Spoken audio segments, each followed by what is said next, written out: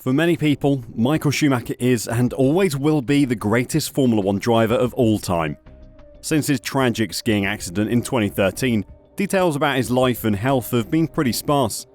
So when a German magazine claimed to have an exclusive interview with him this week, it shocked people around the world. Unfortunately, the interview was a complete sham, and the magazine is now facing a legal battle after losing any shred of credibility it had.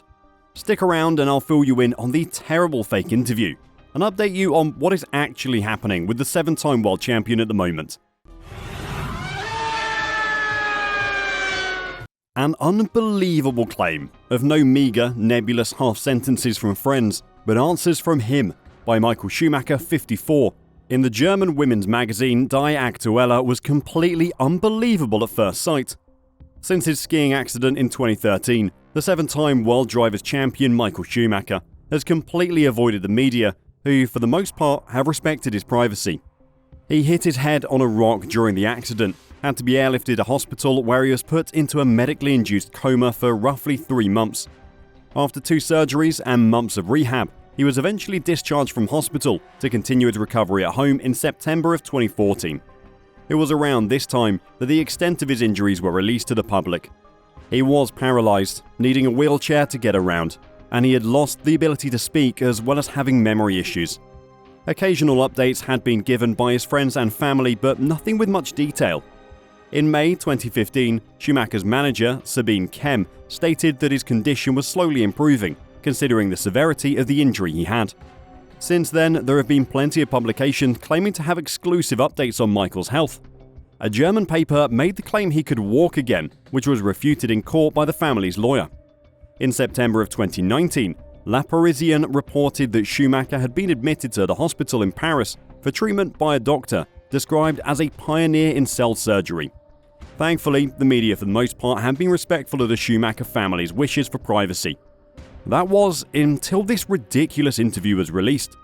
Every time I say an interview, just imagine me doing air quotes either side of the microphone. It isn't actually an interview, despite what the magazine tried to claim. So what actually happened? Well, German outlet Die Aktuelle plastered Schumacher's face on their 15th of April front cover, with a nice bold tagline saying exclusive interview. The magazine stated that it was the first interview Schumacher has given since his accident, adding, "No meagre, nebulous half sentences from friends, but answers from him, by Michael Schumacher, 54. Quotes from the piece purporting to be from Schumacher include, "My life has completely changed since the accident. That was a horrible time for my wife, my children and the whole family.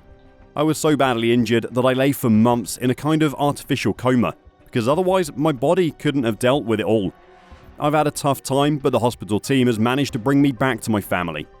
There is not a single alternative universe where, after 9.5 years of silence, Schumacher would decide to do his first interview with a German gossip magazine. In the UK, we have magazines like Heat that do similar gossip stories, and they are complete rubbish. So when the story was first released, it was a complete shock to many, until they saw a little bit of fine print at the bottom of the article. Did Michael Schumacher really say everything himself? The article concluded. The interview was online, on a page that has to do with artificial intelligence, or AI for short. Die Aktuelle's decision to plaster Michael's face on their cover, and then withhold that the interview was with an AI acting as Michael until the very end, has brought the wrath of fans around the world onto the magazine. German media commentator Boris Rosenkranz insisted the piece was too stupid to be true in a comment article. I think the opening to his piece actually sums up the opinion of the magazine perfectly. One shouldn't expect much from the magazine Die Aktuelle and the editorial team behind it, preferably nothing at all, and certainly not something like decency or truthfulness. The Funke Media Group, who published Die Aktuelle, actually wants the rubbish it dumps into the world to be understood as a journalistic product. Die Aktuelle delivers exciting and above all serious reports about stars, VIPs and the nobility, writes the publisher. Having never read the magazine myself, I'm just going to have to assume that they have an excellent grasp of sarcasm, because that description can't be anything but satire. ESPN got a statement from the Schumacher family stating that they will be pursuing legal action against the magazine. Rightly so, considering how misleading the article is and how much the family value their privacy. As Michael used to say, private is private, a statement his wife Karina repeated recently in the Netflix documentary about the legendary driver. Unfortunately for the family, history is not in their favour. Diactuella won a court battle in 2015 with Karina Schumacher, Michael's wife, after the magazine used a picture with Karina on the front cover, headlined, "Karina Schumacher, a new love makes her happy."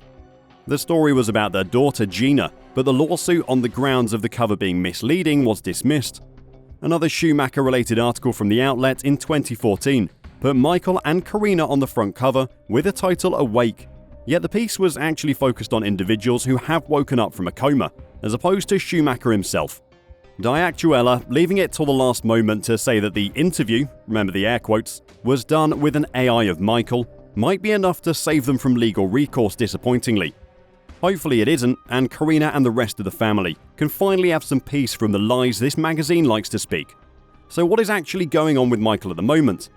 Like we said, the family keep their lives private, so I'm only going to give you information that we know come from reputable sources, not the lies being spread by newspapers and magazines after a few extra sales.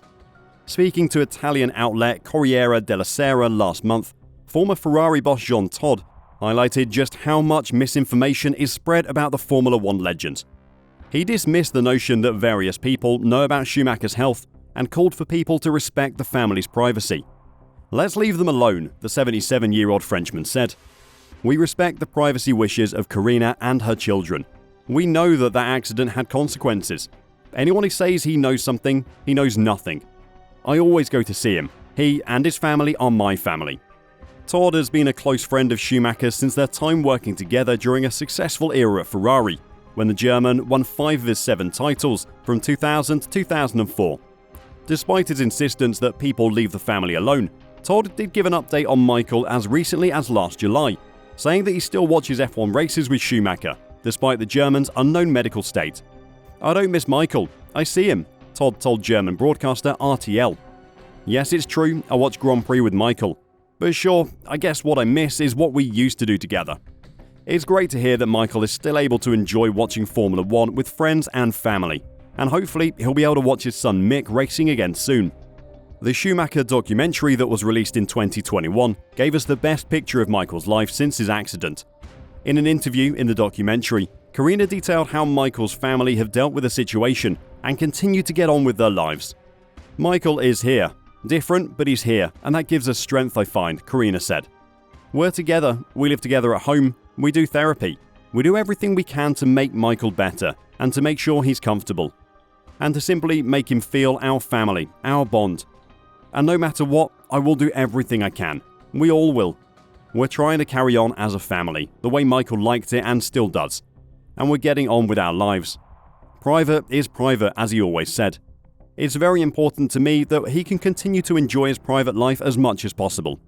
Michael always protected us, and now we're protecting Michael." Mick also described how life has changed for them since his accident.